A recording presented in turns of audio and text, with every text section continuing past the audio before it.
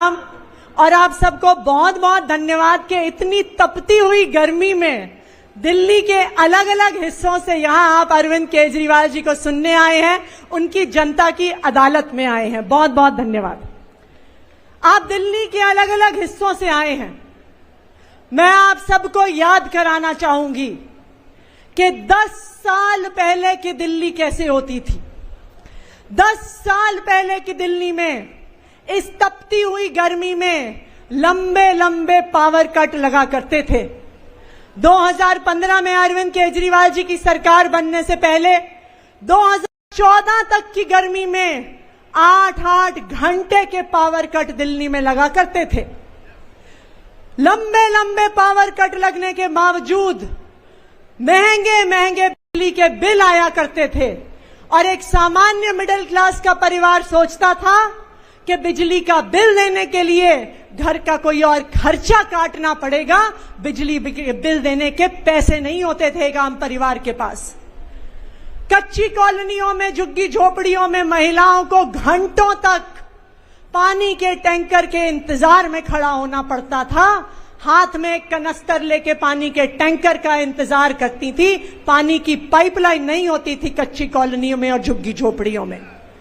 सरकारी स्कूलों का जो हाल होता था, जहां आम परिवारों के, गरीब परिवारों के बच्चे जाते थे, स्कूल के अंदर घुसिए तो सबसे पहले टॉयलेट की बदबू आती थी।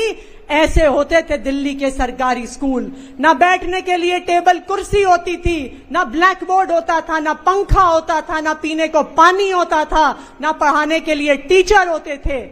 ये था 10 साल पहले दिल्ली के सरकारी स्कूलों का हाल। परिवार में कोई एक व्यक्ति बीमार हो जाए तो सरकारी अस्पताल इतने बदहाल होते थे कि कोई अपने परिवार के सदस्य को लेके जाना नहीं चाहता था। अपने जेवर गिरवी रख के, अपना घर गिरवी रख के महंगे महंगे प्राइवेट अस्पतालों में भी गरीब लोग अपने बच्चों का इलाज कराते थे। जो कच्ची कॉलोनियों में रहते थे, कच्ची कॉलोनियां नर्क से कम नहीं होती थी। ना सड़क थी, ना पानी था, ना सीवर था, ना नाली थी। दिल्ली के लोग परेशान थे। वो नेताओं से परेशान थे क्योंकि वो देखते थे कि नेता आते हैं, नेता जाते हैं, पार्टियां आती हैं, पार्टियां जाती हैं, लेकिन एक आम आदमी की जिंदगी में कोई बदलाव नहीं आता। उनकी जिंदगी संघर्ष से भरी रहती है। लेकिन 2015 में दिल्ली में एक चमत्कार हो गया। 2015 में दिल्ली वालों ने अपने बेटे, अपने भाई, आम आदमी की आवाज उठाने वाले अरविंद केजरीवाल जी को दिल्ली का मुख्यमंत्री बनाया। प्रचंड बहुमत से दिल्ली का मुख्यमंत्री बनाया। ये दिल्ली वालों ने 2015 में चमत्कार कर दिया। अरविंद केजरीवाल एक वो व्यक्ति थे जो एक आम आदमी का दर्द समझते थे, एक आम महिला की परेशानी समझते थे, एक आम परिवार की समस्या समझते थे। और अरविंद केजरीवाल वो व्यक्ति थे जिन्होंने एक एक करके दिल्ली वालों की समस्याओं का समाधान करना शुरू किया। उन्होंने 10 सालों में दिल्ली में रहने वाले लोगों की जिंदगी बदल दी। वो काम करके दिखा दिए जो बाकी पार्टियां, बाकी सरकारें 75 साल में नहीं कर पाई थी। दिल्ली अब वो इकलौता राज्य है जहां पे तपती हुई गर्मी में भी 24 घंटे बिजली आती है और 24 घंटे बिजली आने के बाद भी बिजली का बिल 0 आता है। ये है अरविंद केजरीवाल की दिल्ली, ये है अरविंद केजरीवाल का काम। दिल्ली वो इकलौता राज्य है जहां पे सरकारी स्कूलों ने प्राइवेट स्कूलों को पीछे छोड़ दिया है, जहां माता पिता अपने बच्चों को प्राइवेट स्कूल से निकाल कर सरकारी स्कूलों में एडमिशन करवाते हैं। ये है अरविंद केजरीवाल की दिल्ली, ये है अरविंद केजरीवाल जी की सरकार। दिल्ली एक इकलौता राज्य है जहां पे सरकारी अस्पताल में, जहां पे मोहल्ला क्लिनिक में चाहे 500 रुपए का इलाज कराना हो, चाहे 50 लाख रुपए का इलाज कराना हो, शानदार इलाज होगा, बिल्कुल फ्री इलाज होगा। किसी भी दिल्ली वाले को एक पैसा नहीं खर्च करना पड़ेगा। अरविंद केजरीवाल जी ने 10 साल में 10,000 किलोमीटर पानी की लाइन डलवाई। कच्ची कॉलोनियों में 4,200 किलोमीटर सीवर की लाइन डलवाई। कच्ची कॉलोनियों में 5,000 किलोमीटर से ज्यादा सड़कें बनवाई।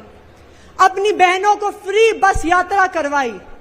आज 11 लाख महिलाएं रोज अरविंद केजरीवाल जी की वजह से डीटीसी बसों में बस यात्रा करती हैं, स्कूल जाती हैं, कॉलेज जाती हैं, नौकरी पे काम करने को जाती हैं, सिर्फ अपने भाई अरविंद केजरीवाल जी की वजह से।